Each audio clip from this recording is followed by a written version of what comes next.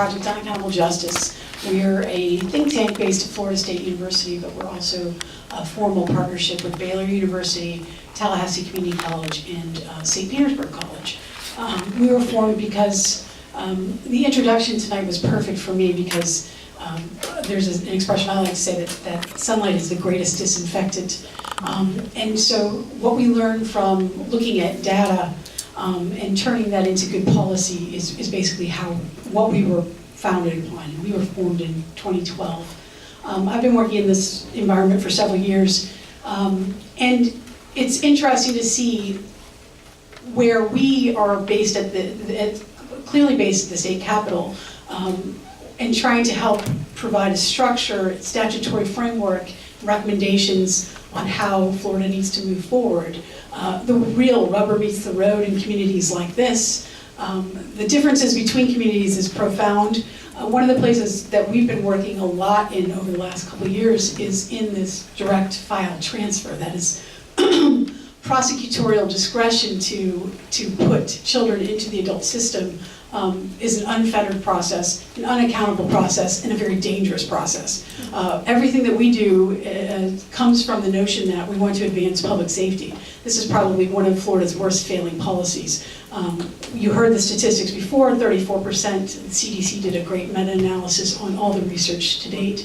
And a similarly situated child who has been put into the adult system versus a child who's put in the juvenile justice system, 34% more likely to come out and be more dangerous. So from our standpoint, that is a failed policy from a state perspective and from a public safety perspective, but from an individual perspective, it's incredibly disappointing and discouraging.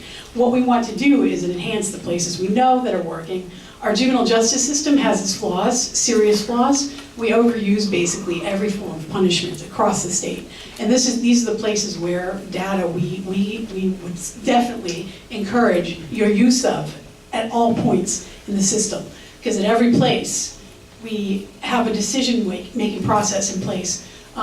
For far too long, we did not look at it with the scrutiny that we do in other public policy areas. And in criminal justice, it is now really becoming the norm and the standard of conversations. Arm yourselves with data and come to your local elected officials. The power that you have to change the system starts here in your community. The state attorney that you saw on this particular film is a perfect example of that. Prosecutors have unlimited power in our system at so many points in the system.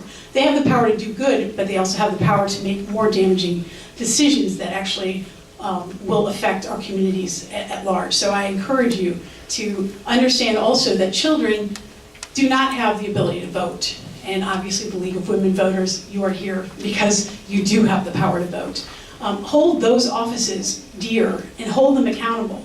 And there is plenty of data and groups like me working across the country to ensure that you are armed with this information. Let us know, share your stories.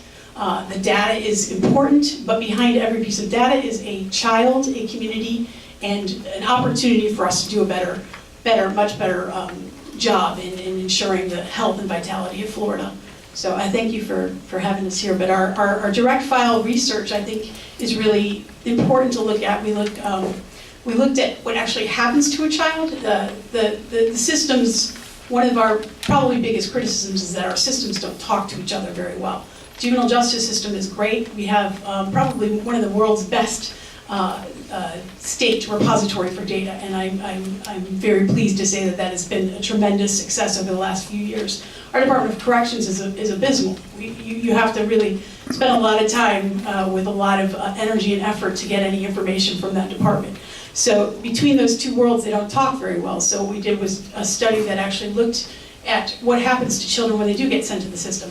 And unlike what one would imagine, these aren't the most serious cases. Of the 10,000 kids who were sent into our adult system as juveniles, the vast majority of them were nonviolent offenses. And then when the prosecutor has that control over them, where a judge has absolutely no authority to send a child back into the system, into the juvenile justice system, it's an easy conviction.